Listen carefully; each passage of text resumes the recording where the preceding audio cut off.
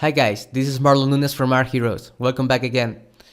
In this tutorial, we're going to go through the render settings that you need to know to be able to have a more professional look in your renders. The first thing that you need to know is to make sure to activate the subsurface scattering in the material. So to be able to do that on the render, you need to make sure that you go through render settings and you activate the SSS.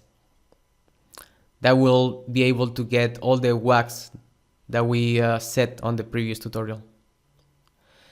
So to be able to show you better how it looks, I'm going to just make a quick close-up on the character, something like this, and I'm going to render the character.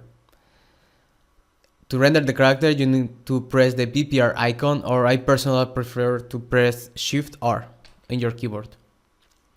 The render is going to take some time, so right now I'm just going to move it forward. Okay, so this is the final render. So the first thing that you are going to notice is that the shades are very sharp. So that's the first thing that we're going to start tweaking. So if we go through render, we're going to increase the angle, make all these sharp lines, make it more blur. So we're going to play with a value about 23. And every time you increase this value, you need to make sure that you increase the rates as well. So we're going to set up something around 24. The next thing that I notice is that the shades, they are not, let's say, strong enough. So I'm going to go through the global shadow strength and set up a value of 1. So I'm going to press Shift R again and render the character to see how it looks now. So the render is finished and this is looking already better. So once you are completely satisfied with the render, what you can do is already start tweaking everything in Photoshop. So if you go through Z plugin, you're going to see something that is called Zbush to Photoshop. This is a plugin. What it does is going to create a whole bunch of different passes and it's going to export a new PSD with all the passes and different light scenarios.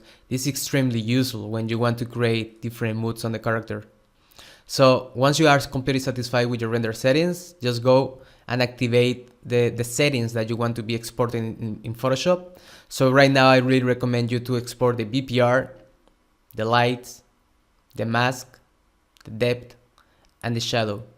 I personally I don't export all the different presets because I don't feel them very useful during the composition. But other than that, all of this is good enough.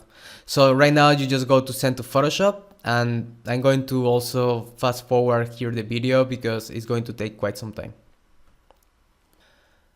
So once the render is done, Photoshop is going to open and you're going to find all the different passes that ZBrush render for you. You're going to see the BPR just at the bottom, and then you're going to see a light folder. That is the different light scenarios that ZBrush just rendered out for you. You're going to have the depth layer and also the mask. And also a shadow that is already activated, and I really recommend you to leave it activated. So here is where you can start feeling creative and just trying to get the right mood on the character. To be able to tweak the layers, where I can recommend is to create a level layer on top of one of the different light rigs, and just press Alt click so you affect just only one of the layers. And by just adjusting the opacity, you can adjust also the intensity of that layer.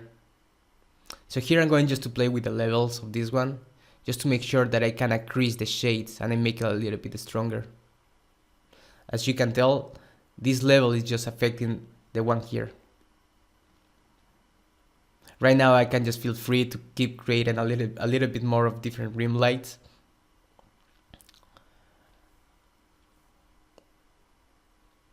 I can create my deep shadow. So normally what I do, I just duplicate the whole folder.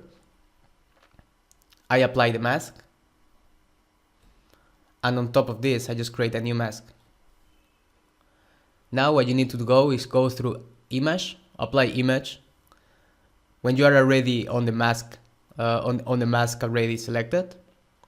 And what you need to do is select the depth layer. And make sure you have it under normal. Right now what is going to happen is that the depth layer is going to get into the mask. Now I just select again the layer, go through filters, blur, Gaussian blur, create some Gaussian blur. Now I go through the mask, I invert it, and I'm going to adjust the level of the mask.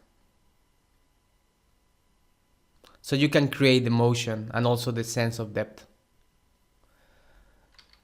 And here is the final image inside of Photoshop.